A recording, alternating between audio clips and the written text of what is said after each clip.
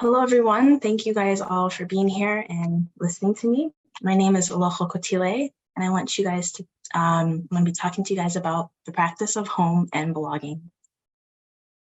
So we all are familiar with this quote, home is where the heart is. It's where the people are. It's where your love is. And here is an old photograph of my parents and my oldest brother when they first came to the US. And it was a trailer park in Iowa. And that's where they started their home here in America. I am an audiovisual artist based in Minnesota. A lot of my work revolves around the essence of storytelling and power of creating vulnerability through my art. I believe that creation is the act of love. When we make art, we actively love ourselves. And a lot of my work revolves around photography, poetry, video, and installation. So to walk you guys through my art making process, I wanted to kind of break it down through a manifesto that I've written last year, which is titled Creation is the Act of Love. And there's 5 steps to the art making process. Step 1 is to make. We first begin the process of ourselves. We gather our mind, our body, and our spirit. And this photograph here, titled Encapsulated Memories, kind of envisions and embodies what that means to make. It's just me with my friends making watercolor paintings on a summer day. And that's the start of it. You don't have to physically make something, but just being in the essence of people that are inspiring the environment, you can begin to tap into who you are and what you want to make. So this is some of my work prior to coming to MCAD. This is a film titled Distant Disconnections, which involves 2 brothers who are bonded by the same blood, but are different, right? Sometimes we have family members that we just have to be related to, but there is no connection.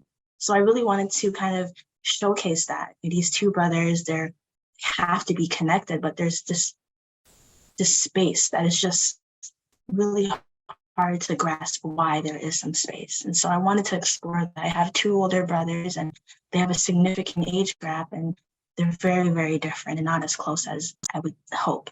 And so this film, Distant Disconnections, kind of talks a little bit about what that is. This is a short film that I've made during the pandemic. We all have anxiety.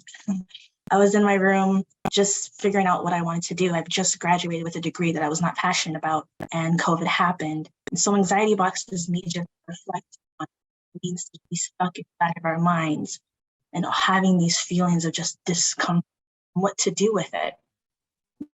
So I wanted to make art, because art is a safe space.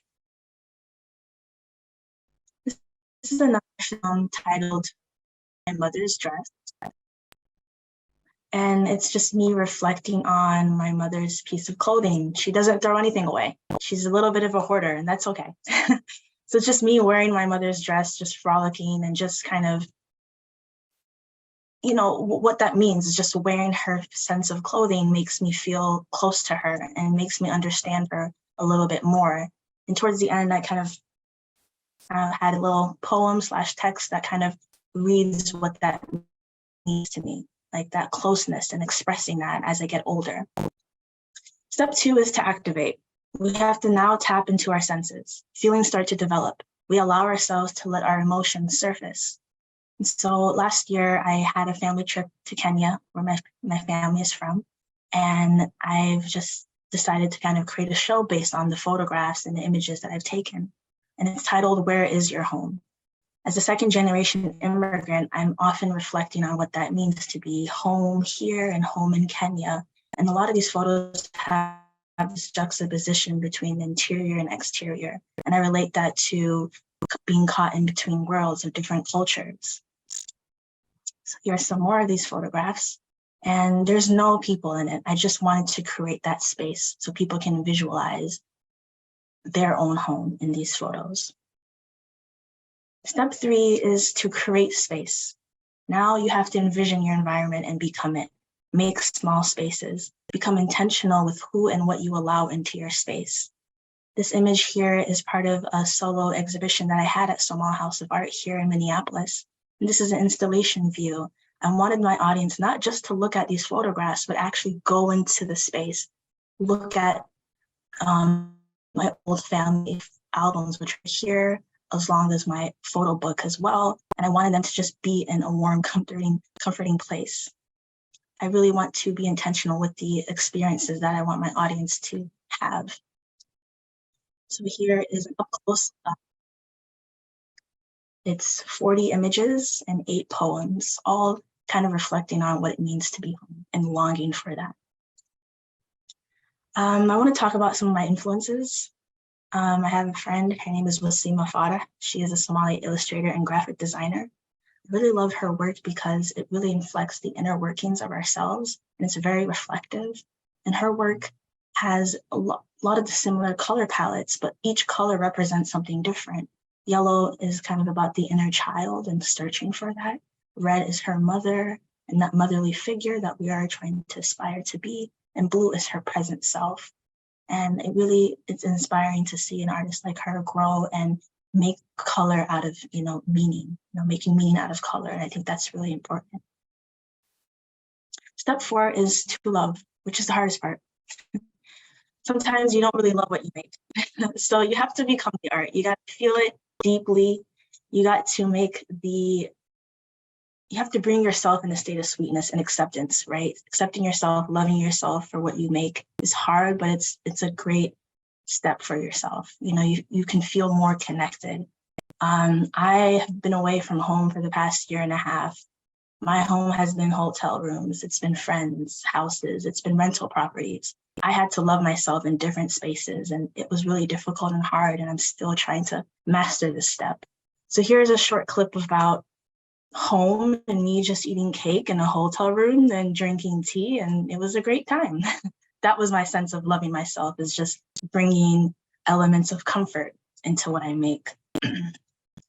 So here is my first Super 8 film that my mentor had really helped me produce, and it's titled Stillness Size.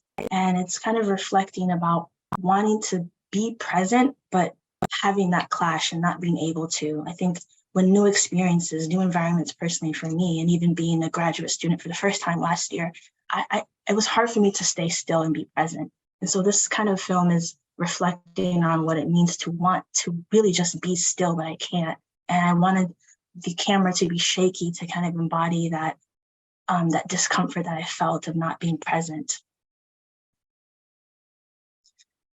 So here is a new work that I'm kind of producing right now titled The 99 Names of God. In my religion, there's 99 names that are titled for God. And this is kind of me tapping into my own spirituality within my work that I haven't done before. And it's kind of me having inner dialogue within myself and my relationship to God. And each image kind of reflects different words and meanings. And so here are 2 images that are in the works that I'm trying to produce. The last step is something that it's still in the works, right? I haven't come home yet, and I'm still trying to search for what home is. And this is kind of a continuation of what my art making process is. And so to come home is to finally reach the source of yourself, your belonging, and that will take years. Sometimes it will never happen, right? So this kind of step is just gathering all the steps together and really kind of form your own reflections and your own meanings of what you're trying to do within your work. This image here, titled Towards the Light, which was made last year, is kind of me tapping into who I am. And I like to embody light sources and shadows and just putting myself at the forefront of my work. The hand is my own and reflection is my own. So here is a new work that I'm making, and it's still in the process. I want to kind of make this into a broader scale. It's just titled She'll Be Home Again. And it's images of all the different homes that I've lived in for the past year. And each image has a diary entry that I kind of ripped out. And I wanted to really see what I was seeing and feel how I was feeling, and kind of understand what my mind was at in my time frame during each moment of these homes. And I wanted to bring in all the objects and things that make me feel comfort, like music and books and paints. And so She'll Be Home Again is something that I kind of want to continue with my thesis project and build it into a larger scale for people to really see how I make meaning within different homes.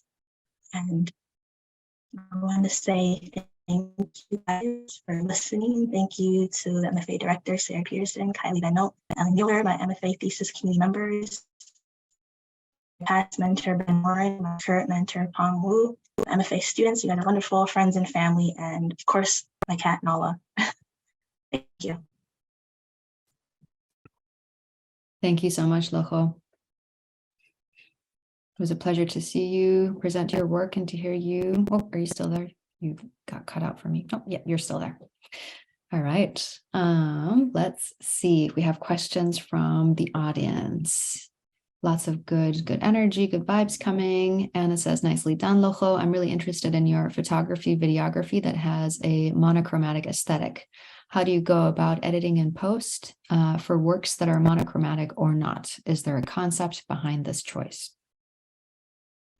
Thank you for your question, Anna. And yeah, I mean, color theory is something that I'm really intrigued by, of how it can visually look within other works. And I like to think that the colors that I kind of envision, like yellows and oranges, I think those are kind of emotions that I kind of have a lot, which is kind of my, I would kind of, resemble that within love. Like there's different forms of love within ourselves. And so I think those colors kind of reflect those different forms. Some of them are stronger, some of them are lighter, some of them are kind of in between.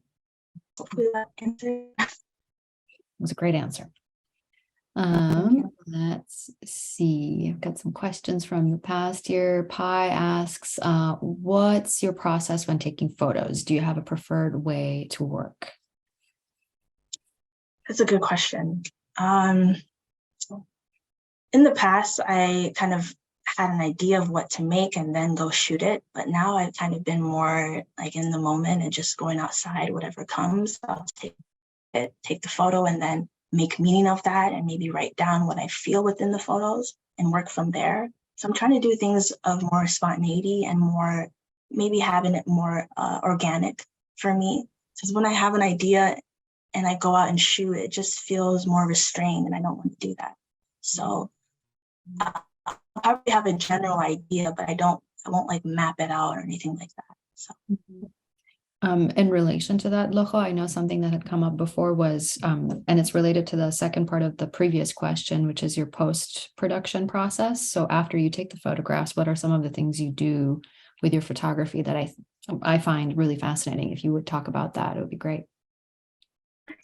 Yeah, so sometimes I have to look at the photo for a while and trying to figure out if I'm gonna make something out of that. I also like to write, so a lot of the time I have to have an idea first written down and then see what kind of emotion from the writing that I've gotten to kind of reflect on the photo. And I like to manipulate the photo a lot through Photoshop, editing and lighting.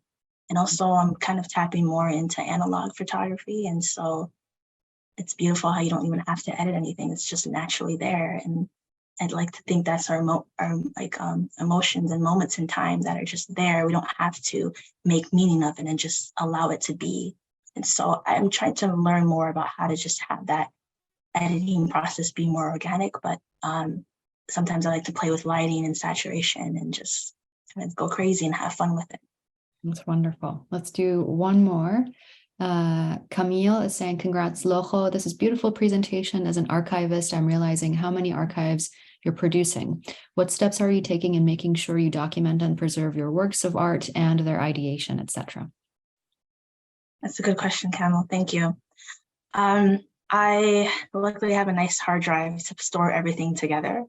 And what I'm trying to do is kind of, which each season or semester, I kind of like to get all the work that I've made and kind of go through what I actually want to keep and what I want to dispose of. I think you don't have to necessarily keep everything that you make. Sometimes I don't want to remember some of the works that I've made. So the use of having different folders on my computer and laptop and kind of just storing them together. And also I like to look back at the work and kind of write down what I feel and reflect on that. And so that's been kind of helpful for me to see, okay, that was a work that I've made when I was really sad. Okay, like, can I make meaning of it now? Like, does it reflect on me now? And so I kind of like to do that as well. Well, thank you so much, Lokho. It was a pleasure to see your work. Congratulations once again, and best of luck with everything. Thank you.